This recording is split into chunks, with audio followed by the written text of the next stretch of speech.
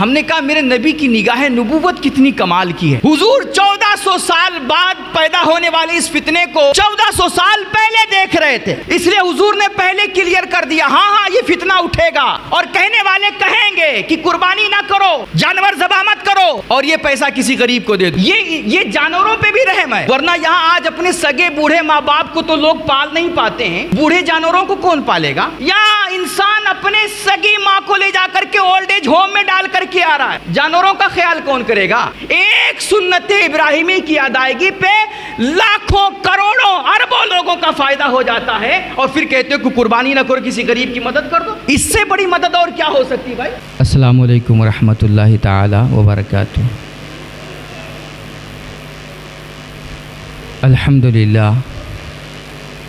الحمدللہ رب العالمین والصلاة والسلام علی سید المرسلین وعلی آلہ واصحابہ واہل بیتہ وذریاتہ اجمعین. اما بعد فاعوذ باللہ من الشیطان الرجیم. بسم اللہ الرحمن الرحیم. فصلی لربک وانحر. صدق اللہ العظیم وصدق رسولہ النبی الامین المتین الکریم ونحن علی ذلک لمن الشاہدین والشاکرین والحمد للہ رب العالمین. درود پاک پڑھیں. اللہم صلی علی سیدنا شفیعنا مولانا محمد وآلہ وبارک وسلم. صلاۃ و سلام دائما علیک حبیبی یا رسول اللہ وعلی آلک و اصحابک یا حبیب اللہ صلی اللہ تعالی علیہ وآلہ وسلم. محترم حاضرین جمعہ, ماہ ذی الحجہ کی یہ 11ویں تاریخ اور یوم النحر بقرہ عید کا دوسرا دن. اللہ کا شکر ہے کہ اپنے دامن میں ہزاروں خوشیاں, بے شمار مسرتیں, رحمتیں اور برکتیں سمیٹے ہوئے ہے, اور کل ہی سے دیکھا جا رہا ہے کہ تکبیرات عید سے فضائیں گونج رہی ہیں. ہر طرف اللہ کی تحمید اور اس کی تکبیر بیان کی جا رہی ہے, بولی جا رہی ہے. ہمارے آپ کے چہروں پہ خوشیاں ہیں, چمک ہے, نور ہے. مہمان آ رہے ہیں, ضیافتیں ہو رہی ہیں, غریبوں کو کھلایا جا رہا ہے, مساکین کی مدد ہو رہی ہے. اللہ پاک کی بارگاہ میں دعا ہے مولا یہ سلسلہ قیامت تک جاری رکھے, اور ہماری خوشیوں پر کسی بدخواہ کی نظر نہ لگے. اللہ ہم سب کو یہ خوشیاں بار بار دیکھنا نصیب فرمائے. دیکھیے ہماری خوشیوں کے انداز بھی نہ بڑے نرالے ہوتے ہیں. ہم نے بہت ساری قوموں کو دیکھا ہے کہ جب ان کے یہاں کوئی تیوہار آتا ہے تو وہ اپنا تیوہار منانے کے لیے جب تک شراب نہ پئیں اور جب تک میوزک نہ بجائیں, ڈی جے بازا کا انتظام نہ کریں, اور جب تک سڑکوں پہ نکل کر کے ہڑدنگئی نہ کریں, 2-4-10 لوگوں کو گالیاں نہ دیں, مار پیٹ نہ کریں, بہنوں بیٹیوں کو باہر نہ نکالیں, ان کی عزتوں پہ نظر نہ ڈالیں, ہاتھ نہ ڈالیں, جب تک شاید ان کا تیوہار کمپلیٹ نہیں ہوتا ہے. اس کے پیچھے بھی ریزن ہے, چونکہ ان کا تیوہار کوئی فطری تیوہار ہوتا ہی نہیں ہے, اس کے اندر کوئی فطری خوشی ہوتی ہی نہیں ہے. اس لیے ان کو زبردستی خوشی منانے کے لیے شراب پینا پڑتا ہے, زبردستی خوش ہونے کے لیے ڈی جے بجانا پڑتا ہے اور زبردستی خوش ہونے کے لیے میوزک کا سہارا لینا پڑتا ہے، اور پھر وہ 10-15 لوگوں کی ٹیم ہوتی ہے، لفنگے ہوتے ہیں، ناچنے کودنے والے ہوتے ہیں، شراب کی مستیوں میں وہ ہردنگئی کرتے ہیں، گالی گلوج کرتے ہیں، دوسروں پہ نہ جانے کیسی کیسی ٹپڑی کرتے ہیں اور بہنوں بیٹیوں کی عزتوں پہ ہاتھ ڈالتے ہیں، تب جا کر کے ان کو کسی طرح سے کوئی خوشی ملتی ہے۔ لیکن اللہ کا شکر ہے، بے پناہ احسان ہے کہ اللہ رب العزت نے ہمیں آپ کو بھی جو تیوہار دیے نا، آپ چاہے عید الفطر لے لیجئے، عید الفطر کے دن بھی ہمیں آپ کو کیسی خوشی ملتی ہے۔ ایک تو مہینے بھر مسلمان روزہ رکھتا ہے،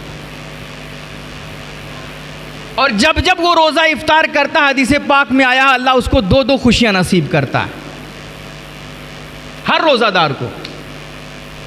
ایک خوشی تو جب روزہ دار افطار کرتا ہے تو افطار کے وقت اس کو ملتی، دن بھر بھوکا رہنے والا بندہ، پیاسا رہنے والا بندہ جب شام کو قسم قسم کے کھانوں سے دسترخوان سجتا ہے، ٹھنڈے مشروبات ہوتے ہیں، قسم قسم کی غذائیں ہوتی ہیں، ان کو دیکھتا ہے، اور جب ان کو بھوکے رہنے کے بعد اپنے حلق سے اتارتا ہے تو اس کو اندر سے خوشی محسوس ہوتی ہے۔ ایک تو افطار کے وقت اس کو خوشی ملتی ہے، اور دوسرا کل جب قیامت کے دن اس روزے کا بدلہ اللہ اسے عطا کرے گا تب پھر اس کی خوشیوں کی انتہا نہیں ہوگی۔ تو ایک تو روزہ دار کو ہر روزے کے بعد افطار کے وقت خوشی ملتی ہے، اور پھر پورا مہینہ روزہ رکھنے کے بعد جب عید کا دن آتا ہے، سبحان اللہ، تب پھر اس کی اس خوشیوں کی انتہا نہیں ہوتی بھائی۔ تب پھر وہ سوئیاں بانٹتا ہے، تب وہ خود بھی کھاتا ہے، دوسروں کو بھی کھلاتا ہے۔ اور اسی طرح جب بقرعید کا دن آتا ہے تو اس دن بھی ہم قیمتی جانور لے کے خرید کے لاتے ہیں، باقاعدگی کے ساتھ قربانی کا انتظام کرتے ہیں، اور جب مال خرچ کر کے پیسہ دے کر کے جانور لاتے ہیں اور ان کو اللہ کے نام پہ ذبح کرتے ہیں، تو پھر وہ جو گوشت پکتا ہے باخدا ہمارے دلوں کو بڑی مسرت حاصل ہوتی ہے، بڑی خوشی ملتی ہے۔ تو سمجھ میں آیا کہ دوسرے لوگوں کا جو تیوہار ہوتا ہے وہ زبردستی کی خوشی مناتے ہیں، اس لیے ان کو خرافات کا سہارا لینا پڑتا ہے۔ لیکن ہمارا آپ کا جو تیوہار آتا ہے نا، یہ چونکہ فطری تیوہار ہوتا ہے، انسان کے مزاج سے میچ کرتا ہوا تیوہار ہوتا ہے، اس لیے ہمیں کسی اور چیز کے خرافات کے سہارے کی ضرورت نہیں ہوتی ہے۔ اندر سے جیسے یہ تیوہار آتے ہیں، یہ دن آتے ہیں، اللہ تعالیٰ قدرتی طور پر ہمارے اندر ایک خوشی پیدا کر دیتا ہے، اور اللہ بھی ہمیں حکم دیتا ہے کہ جب بھی اس طرح کی خوشیاں تمہیں میسر ہوں، فَصَلِّ لِرَبِّكَ وَانْحَرْ، تو تم اپنی خوشیاں نماز پڑھ کر کے منایا کرو۔ ہم چونکہ ہماری شناخت الگ ہے، ہماری پہچان الگ ہے،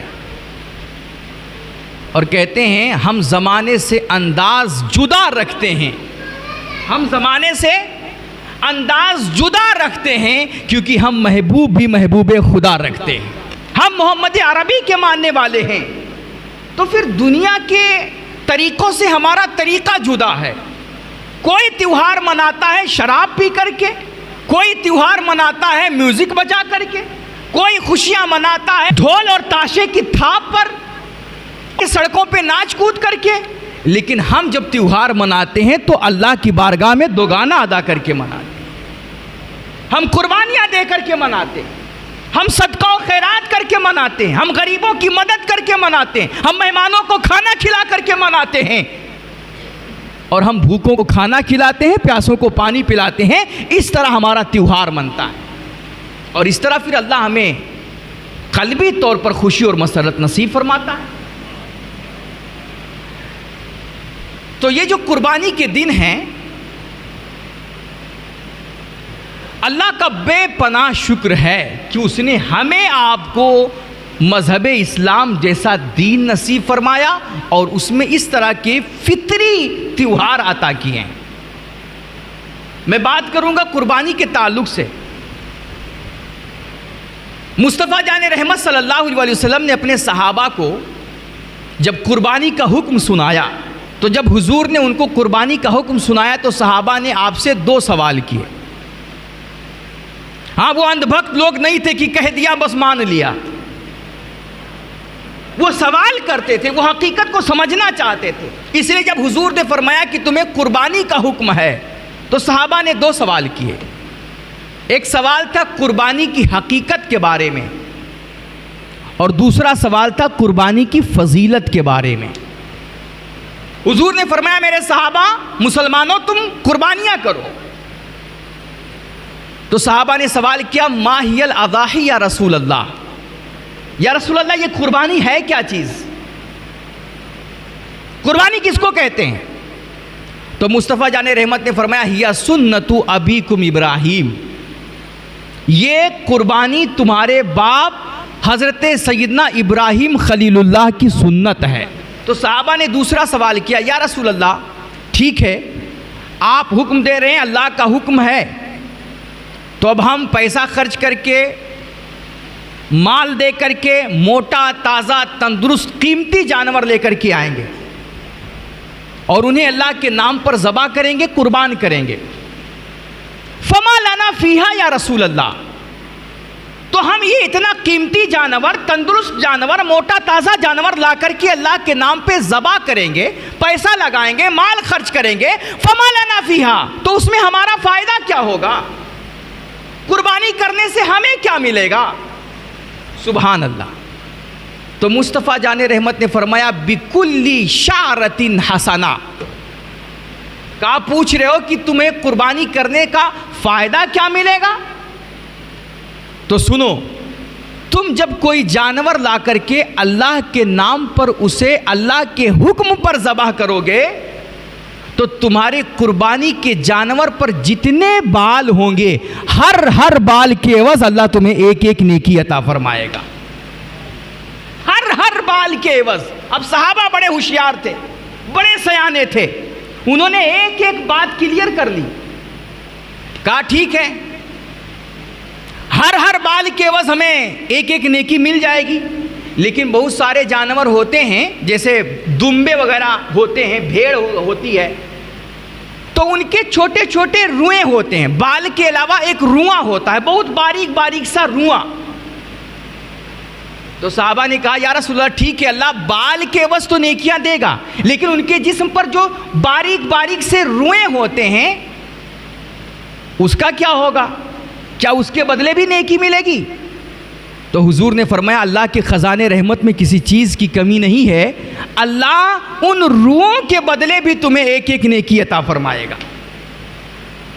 جو تمہارے قربانی کے جانور کے جسم پر بال کے علاوہ چھوٹے چھوٹے باریک ریشے ہوتے ہیں, روئیں ہوتے ہیں, ان روحوں کے بدلے بھی اللہ تمہیں ایک ایک نیکی اور اجر عطا فرمائے گا. اب یہاں جب یہ کہا جاتا ہے کہ ہر بال ہر روئیں کے بدلے اللہ نیکی عطا فرمائے گا, تو بہت سارے لوگ سمجھتے ہیں کہ شاید اللہ پہلے فرشتوں کو حکم دے گا کہ چلو فلانے نے قربانی کی ہے تو اس کے جانور کے جسم کے بال پہلے گنو, اور اگر ان کے قربانی کے جانور پر مان لیجئے 1,00,000 بال ہیں تو ان کو 1,00,000 نیکی دے دو, ان کے قربانی کے جانور پہ 2,00,000 بال ہیں تو ان کو 2,00,000 نیکی دے دو. ایسے اگر بات ہو جائے تب تو لوگ موٹا تازہ جانور نہیں دیکھیں گے, بالوں والا جانور دیکھ کر کے لا کر کے قربانی کریں گے کہ بھئی زیادہ بال ہیں تو زیادہ نیکی کمانی ہے ہمیں, اس لیے زیادہ بالوں والا جانور قربان کرو. یہاں یہ مطلب نہیں ہے کہ اللہ پہلے فرشتوں سے بال گنوائے گا اور جتنے بال ہوں گے پھر اتنی نیکیاں دے گا. یہاں بتانا مقصد یہ ہے کہ جس طرح قربانی کے جانوروں کے بال اگر گنے جائیں تو وہ بال گنتی میں نہیں آ سکتے کہ گن لے وہ جانور کے بال گن پاؤ گے؟ کوئی بتا سکتا ہے کتنے بال ہیں؟ کوئی گننے بیٹھے تو گن پائے گا؟ نہیں گن پائے گا, بے شمار ہیں, لا تعداد ہیں. تو جس طرح قربانی کے جسموں پہ جو بال ہوتے ہیں ان کو گنا نہیں جا سکتا, اسی طرح اللہ قربانی کرنے والوں کو اتنی نیکیاں عطا فرمائے گا, اتنا اجر عطا فرمائے گا کہ پھر وہ اجر بھی آپ گن نہیں پاؤ گے, وہ نیکیاں بھی شمار نہیں کر پاؤ. یعنی کہ قربانی کرنے پر بے شمار نیکیاں, بے حساب اجر عطا فرمائے گا اللہ کریم. تو سوال ہوا یا رسول اللہ قربانی کیا ہے؟ فرمایا قربانی تمہارے باپ ابراہیم کی سنت ہے۔ کہا قربانی کے بدلے کیا ملے گا؟ فرمایا قربانی کے جانور کے جسم پر جتنے بال ہوں گے ہر بال کے عوض اللہ تمہیں ایک ایک نیکی اور اجر و ثواب عطا فرمائے گا۔ اور حضور پاک علیہ الصلوۃ والتسلیم کی حدیث ہے، سیدہ عائشہ صدیقہ سلام اللہ علیہا اس کے راویہ ہیں، وہ فرماتی ہیں کہ اللہ کے نبی نے فرمایا کہ قربانی کے دنوں میں 10، 11، 12 جو قربانی کے 3 دن ہیں، ان دنوں میں انسان بہت ساری نیکیاں کرتا ہے، کرنے والے بہت کچھ کرتے ہیں، نماز پڑھتے ہیں، قرآن کی تلاوت کرتے ہیں، تسبیح و تحمید کرتے ہیں، صدقہ خیرات کرتے ہیں، غریبوں کی مدد کرتے ہیں، بہت کچھ کرتے ہیں۔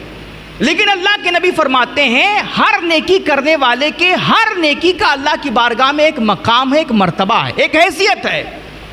لیکن قربانی کے دنوں میں جو مقام اور حیثیت اللہ کی بارگاہ میں قربانی کی ہے وہ اور کسی عبادت کی نہیں ہے، اور کسی اور نیکی کی نہیں ہے۔ فرماتے ہیں قربانی کے دنوں میں اللہ کی بارگاہ میں خون بہانے سے زیادہ ابن آدم کا اور کوئی عمل محبوب اور پسندیدہ نہیں ہوتا ہے۔ یعنی اللہ سب سے زیادہ کوئی نیکی پسند کرتا ہے قربانی کے دنوں میں تو وہ ہے قربانی کرنا۔ کیا ہے؟ کیا ہے؟ آج ہمارے یہاں ایک لبرل طبقہ پیدا ہوا ہے جو بڑا انسانیت کا رونا روتا ہے، ہائے ہائے اتنے سارے جانور کاٹ ڈالتے ہیں، یہ مسلمان کتنے بے رحم ہیں، کتنے انسانیت سے خالی لوگ ہیں۔ ارے بھائی تمہیں عبادت کرنی ہے تو اتنا پیسہ جو ایک جانور کو لا کر کے خرید کے ذبح کرتے ہو وہی پیسہ کسی غریب کو دے دو۔ کیا ضرورت ہے اتنے سارے جانور قربان کرنے کی؟ کیا ضرورت ہے خون بہانے کی؟ کیا ضرورت ہے بکرا دمبا ذبح کرنے کی؟ سبحان اللہ، اتنے سارے پیسے آپ غریب کو دے دو، کسی غریب بیٹی کی شادی کروا دو، کوئی پریشان حال ہے اس کی پریشانی دور کر دو، کوئی بیمار ہے اس کا علاج کروا دو۔ ہم نے کہا میرے نبی کی نگاہ نبوت کتنی کمال کی ہے۔ حضور 1400 سال بعد پیدا ہونے والے اس فتنے کو 1400 سال پہلے دیکھ رہے تھے، اس لیے حضور نے پہلے کلیئر کر دیا ہاں یہ فتنہ اٹھے گا اور کہنے والے کہیں گے کہ قربانی نہ کرو، جانور ذبح مت کرو اور یہ پیسہ کسی غریب کو دے دو۔ میرے نبی نے فرمایا ٹھیک ہے غریبوں کی مدد کرو، پیسہ دو، مریضوں کا علاج کراؤ، لیکن قربانی کے دنوں میں قربانی سے بڑھ کر اللہ کی بارگاہ میں اگر سوچو کوئی عمل تمہارا قبول ہو جائے گا تو وہ ہو نہیں سکتا ہے۔ ان دنوں میں سب سے زیادہ پسندیدہ کام اگر کوئی ہے تو وہ فقط قربانی کرنا ہے، اللہ کے نام پہ جانور ذبح کرنا ہے۔ اور بھیا آپ کہہ رہے ہو کہ یہ پیسہ قربانی میں نہ خرچ کر کے غریبوں کی مدد میں لگا دو۔ ہم نے کہا میرے بھائی اللہ نے جو قربانی ہم پر آپ پر لاگو کی ہے اور ہمیں آپ کو قربانی کا جو حکم دیا ہے وہ غریبوں کی مدد ہی کے لیے ہے، اور ہمارا سارا دین یار یہ غریبوں کے لیے ہی تو ہے، یہ انسانیت ہی کے پورے دین کا۔ اگر ہم کہتے ہیں اسلام کا دوسرا نام بتاؤ، اسلام کا دوسرا نام، تو اسلام کا دوسرا نام ہی انسانیت ہے۔ اب آپ کہو گے قربانی کا جو اللہ رب العزت نے ہمیں آپ کو حکم دیا نا، اس میں غریبوں کی مدد بھی ہے اور دوسری طرف اس میں انسانیت بھی ہے، جانوروں پہ بھی رحم ہے، جانوروں پہ بھی رحم ہے۔ اب اس میں بات بہت لمبی ہو جاتی ہے، میں آپ کو جلدی بتا دیتا ہوں۔ دیکھو قربانی، غریبوں کی مدد کیسے ہوتی ہے قربانی میں؟ بزنس جو عالمی معیشت ہے نا، قربانی کے دنوں میں عام طور پر وہ بھی بوسٹ کر جاتا ہے۔ ایک سنت ابراہیم، ایک قربانی، ایک تیوہار، اور اس میں لاکھوں کروڑوں کا فائدہ۔ دیکھو سب سے پہلے قربانی کرنے کے لیے آپ جانور خریدتے ہو، جانور خریدتے ہیں، جانور کی ایک باقاعدہ منڈی لگتی ہے، مارکیٹ تیار کی جاتی ہے، یہ ایک اضافی مارکیٹ ہوتی ہے۔ اس میں نہ جانے بھائی ایک رپورٹ کے مطابق 100 ملین ایک سال میں $100 ملین کا فائدہ ہوتا ہے صرف قربانی کے دنوں میں۔ 3 دن جو قربانی کے آتے نا، اس 3 دنوں میں $100 ملین کا فائدہ ہوتا ہے عالمی معیشت کو. ظاہر سی بات ہے آپ اس میں دیکھو کتنوں کا فائدہ ہو رہا ہے. ایک تو آپ قربانی کے لیے جانور خرید رہے ہو. جو جانور بیچنے والے بہت سارے ایسے غریب طبقے ہیں کہ جو باقاعدہ سال بھر جانور پالتے ہیں اور اس لیے پالتے ہیں کہ جب قربانی کے دن آئیں گے تب ہم ان کو مہنگے داموں بیچیں گے. اور اس میں ہندو بھی ہوتا ہے, مسلمان بھی ہوتا ہے. ابھی آپ بنگال کی رپورٹ دیکھ لیجئے, صرف وہاں کی حکومت نے کہہ دیا کہ گائے کی قربانی نہیں کر سکتے. مسلمانوں نے کہا ہم بھی نہیں کریں گے, ہم گائے کی قربانی نہیں کریں گے, بلکہ ہمارا مطالبہ یہ ہے کہ گائے کو آپ ملکی اور قومی جانور بنا دیجئے, راشٹر پشو بنا دیجئے. تو جب مسلمانوں نے بائیکاٹ کیا, جو ہمارے غیر مسلم بھائی تھے, ہندو بھائی تھے, وہ خود اپنی حکومت کے خلاف نعرے لگانے لگے اور وہ سڑکوں پہ آ کر کے احتجاج کرنے لگے. کام سالوں سے یہ جانور پال رہے ہیں کہ مسلمان بقرعید آئے گا تو اس کو خریدے گا مہنگے داموں اور ہمیں فائدہ ملے گا. یہ تو حکومت ہمارا فائدہ کرنے کے بجائے ہمارے پیر پہ کلاڑی مار رہی ہے, یہ تو ہمارا نقصان کر رہی ہے. اس لیے بنگال کے ہندو خود حکومت کے خلاف نعرے لگانے لگے. تو قربانی میں نہ جانے کتنے مسلمانوں کا بھی فائدہ ہوتا ہے اور غیر مسلموں کا بھی فائدہ ہوتا ہے جانور بیچ کر کے. اور پھر دوسری بات, جب جانور ہم لاتے ہیں ذبح کرنا ہوتا ہے, پھر جیسے منڈی بھی لگتی ہے الگ الگ جگہوں پہ بڑے بڑے شہروں میں, اس کے لیے جہاں پر جانور کی منڈی لگتی ہے وہ زمین کا بھی کرایہ ہوتا ہے, جگہ کا بھی کرایہ ہوتا ہے. بہت جگہ ٹینٹ وغیرہ بھی لگاتے ہیں, ٹینٹ والوں کا الگ کاروبار چل پڑتا ہے. اور پھر وہاں پر گرمی ہوتی ہے تو لوگ پیاسے ہوتے ہیں, تو یہ کوکو کولا بیچنے والے, پیپسی بیچنے والے, پانی بیچنے والے, چائے بیچنے والے, ان کا الگ سے دھندا چل پڑتا ہے. اور پھر جانور ایک جگہ سے دوسری جگہ لے جانا ہوتا ہے تو پھر اس میں ٹرانسپورٹ والوں کا بھی فائدہ ہو جاتا ہے. ٹرک چاہیے, پک اپ چاہیے, دنیا بھر کے ساری گاڑیوں والوں کا فائدہ ہو جاتا ہے. اور جب جانور خرید لیتے ہیں تو اب جانور کو ذبح کرنے کے لیے آپ کو چکوا ڈھونڈنا پڑتا ہے, کھال اتارنے کے لیے کھال والوں کو ڈھونڈنا پڑتا ہے. ابھی دیکھیے کتنے سارے لوگوں کا فائدہ ہو گیا اس میں. ہمارے امام صاحب کا فائدہ ہوا الگ بات ہے, اس کے علاوہ کتنے سارے چکوا ہیں اور قصاب ہیں, بوٹی بنانے والے ہیں, اور ہمارے کئی سارے بھائی ہیں وہ اپنا اپنا حق آ کر کے مانگتے ہیں. کل کبھی ہم نے چوکیدار کو نہیں دیکھا, وہ لال پگڑی والے, کل پہلی بار ان کو اپنے گاؤں میں دیکھا. کل بیچارے وہ بھی کما لے گئے, فائدہ ان کا بھی ہو گیا. جس کے یہاں قربانی تھی سب سے لے کر کے 10 20 50 جو بھی ہو سکا لوگوں نے دیا, پورے گاؤں میں وصولا انہوں نے, ان کا الگ سے فائدہ ہو گیا. اور پھر اس کے علاوہ جب یہ ہو جاتا ہے تو فائدہ اور غریبوں کی مدد صرف کپڑے سے, دوا سے اور شادی سے نہیں ہوتی ہے. بہت سارے غریب ایسے ہوتے ہیں جو سالوں سال کبھی بکرے کا گوشت خرید کے کھا نہیں پاتے ہیں, قربانی کے دن آتے ہیں تو ماشاءاللہ ان کو بھی گوشت نصیب ہو جاتے ہیں کھانا, غریبوں کو کھلاتے ہیں, مسکینوں کو کھلاتے ہیں, رشتہ داروں کو کھلاتے ہیں. اور پھر رشتہ دار ایک جگہ سے دوسری جگہ آتے جاتے ہیں, اس میں بھی اس کا جو خرچ ہوتا ہے وہ سب ہماری حکومت کو ہی تو فائدہ ملتا ہے. جو ایک جگہ سے دوسری جگہ سفر کرتے ہیں, پیٹرول خریدتے ہیں, کرایہ لگاتے ہیں, بھاڑا دیتے ہیں, وہ سب کس کو فائدہ ملتا ہے؟ حکومت کو فائدہ ملتا ہے. اتنے سارے جانور خریدے جاتے ہیں, کس کو فائدہ ملتا ہے؟ ایک سنت ابراہیمی کی ادائیگی پہ لاکھوں کروڑوں اربوں لوگوں کا فائدہ ہو جاتا ہے, اور پھر کہتے ہو کہ قربانی نہ کرو, کسی غریب کی مدد کر دو. اس سے بڑی مدد اور کیا ہو سکتی بھائی؟ ایک قربانی کر کے کروڑوں لوگوں کا فائدہ کرا دیتے. اچھا دوسری بات, آج لوگ جانوروں پہ بڑا رونا روتے ہیں کہ ہمیں تو جانور پہ بڑا رحم آتا ہے. ایک بات یاد رکھو بھائی, اگر ان جانوروں کو, جن جانوروں کی قربانی ہوتی ہے, اگر ایک سال ان جانوروں کو روک دیا جائے, قربانی نہ ہو, جانور لے کے کہاں جاؤ گے بھائی؟ اس لیے ہمارا دین کہہ رہا ہے یہ جانوروں پہ بھی رحم ہے. ورنہ یہاں آج اپنے سگے بوڑھے ماں باپ کو تو لوگ پال نہیں پاتے ہیں, بوڑھے جانوروں کو کون پالے گا؟ یا انسان اپنے سگی ماں کو لے جا کر کے اولڈ ایج ہوم میں ڈال کر کے آ رہا ہے, سگے باپ کو لے جا کر کے سڑکوں پہ ڈال دیتا ہے, ان کے دوا پانی کا علاج نہیں کروا پاتا ہے. جانوروں کا خیال کون کرے گا؟ بوڑھے جانوروں کی دیکھ ریکھ کون کرے گا؟